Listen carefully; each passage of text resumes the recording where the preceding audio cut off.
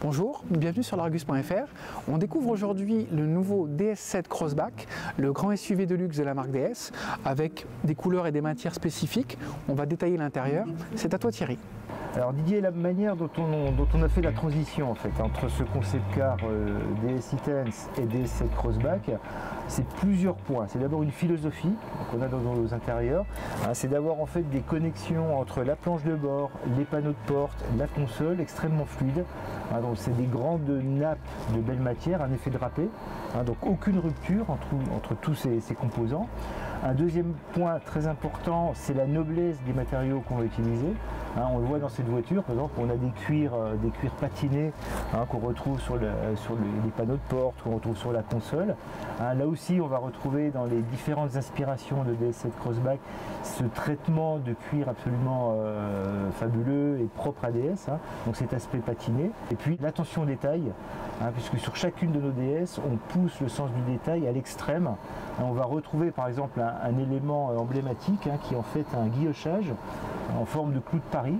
Alors c'est quoi le clou de Paris? C'est en fait simplement des toutes petites pyramides qui sont assemblées les unes à côté des autres. Et en fait c'est un motif de guillochage qu'on retrouve beaucoup dans la haute horlogerie, dans la joaillerie, et qu'on a introduit dans ce concept car et qu'on retrouve également sur DS7 Crossback, à la fois sur la console, qu'on retrouve également sur certains éléments de la planche de bord, qui viennent juste souligner de manière très raffinée, très discrète et subtile les éléments techniques ou technologiques de la voiture. Et puis un dernier élément qui sont en fait toutes les interfaces graphiques, alors que ce soit dans le combiné, que ce soit dans le combiné derrière le volant ou que ce soit dans l'écran central. Là aussi on a développé un univers graphique inédit pour Intense qu'on retrouve trait pour trait dans DS7 Crossback, donc avec le même type d'interface graphique, sont très innovantes, avec une approche vraiment propre à la marque DS, qui rend en fait nos informations, la lecture de nos informations, la manière dont on les donne à la fois aux passagers et aux conducteurs, tout à fait unique et propre à la marque. Maintenant, on va pouvoir prendre place à bord virtuellement du DS7 Crossback. Je chausse mes lunettes et c'est parti. Nous prenons place virtuellement à bord de la version La Première, c'est la version la plus haut de gamme, en référence à la première classe des avions Air France.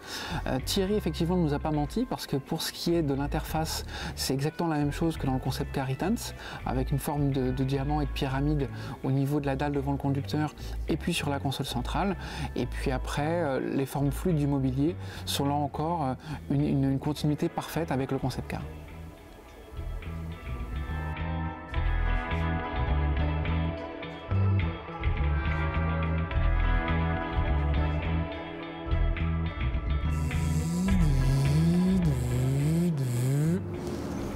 À bientôt sur l'Argus.fr.